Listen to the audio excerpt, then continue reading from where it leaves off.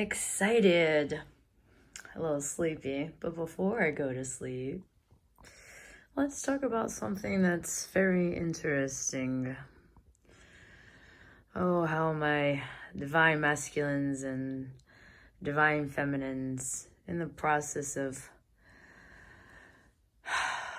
completely leaving your karmic female or karmic male. When you realize everything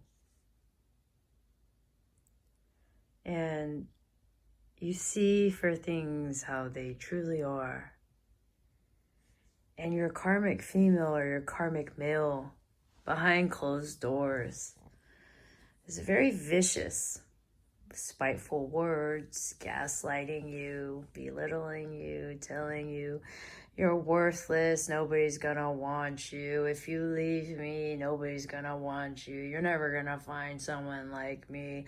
I don't wanna find somebody like you ever the fuck again. Duh. What the fuck?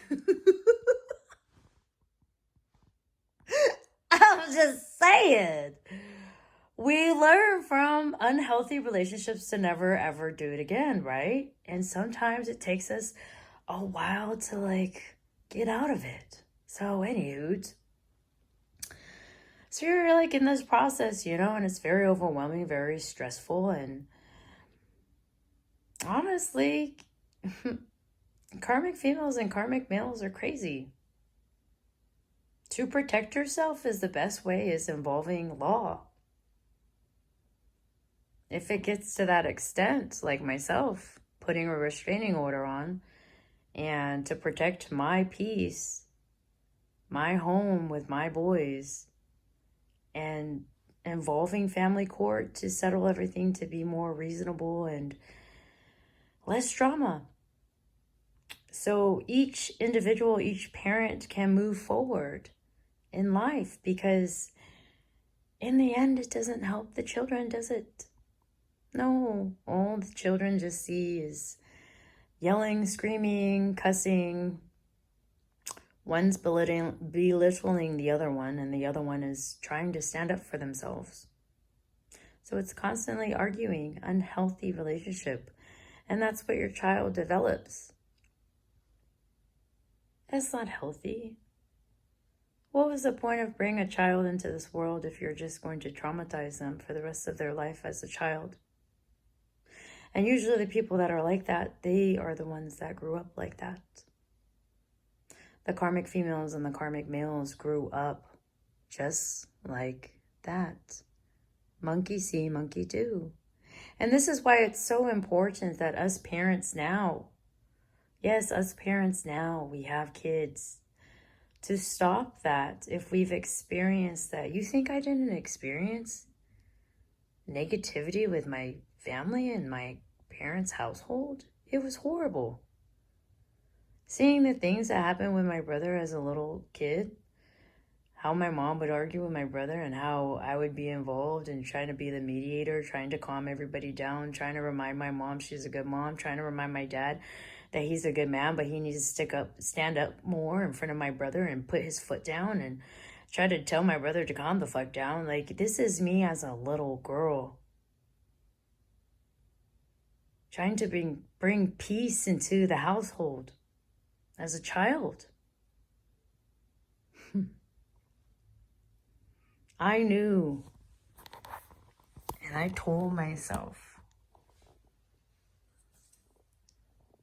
I will never, ever bring this into my household with my kids. And if I ever get in this situation and I got married or in a relationship, I would get a divorce and I would separate myself from the man. And I kept that promise since I was a little girl.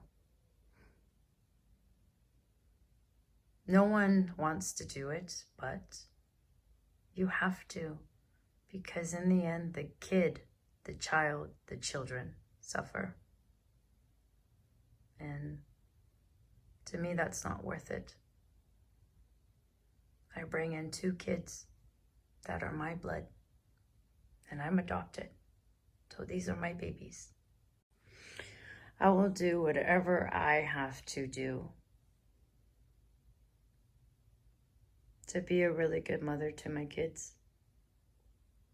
I will sacrifice over and over and over and over again for my kids to break family curses,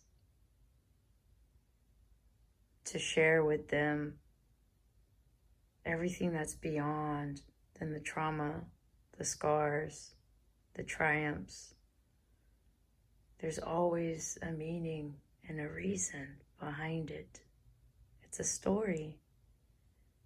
But the sad part is a lot of people don't even get past the first chapter of their book. If you don't even get past your first chapter of your book, you won't even know what's the last of the chapter of the book, now would you? Or the last page of the book, now would you? No. Because you're still stuck on that last page of that chapter. But in order to continue reading the book, you have to flip that page, right? Yeah, you do. Although it may seem so hard to do, especially trying to move forward from a abusive, unhealthy relationship, you have to do it. And you have to be smart with that. You see, I have 2 different fathers with my boys. I've only been in 2 relationships. 33 years, wow, that's crazy, huh? One when I was younger, the other one in my recent prime time of my 30s. The first one, I didn't have to put a restraining order. The second one, I had to.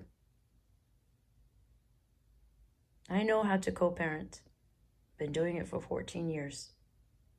Never had to put a restraining order on my first son's father. Yeah, we went to court to settle things, to be more adjusted with our schedule. But other than that, I didn't have to put a restraining order on him. And he never put hands on me. Ever. So each story with each relationship, if you had kids with another, relationship that he was in, or for instance, and just a relationship in general, each story is going to be different. Each situation is going to be different. But what's important during this process is that you're safe and that you're protected. Because people get obsessed and they get crazy. And a lot of people don't want to see the other person move on in life. And I know that feeling. I went through it when I was younger, seeing another person move on in life without me. And I didn't become an obsessive, abusive person. I just let that person go. And I always said, what's meant for me will come back if it's truly meant to be. And I know what my future holds. And you guys will see in all my videos of me talking about my soulmate. Everything will come together with all my little bits and pieces of my story on my TikTok.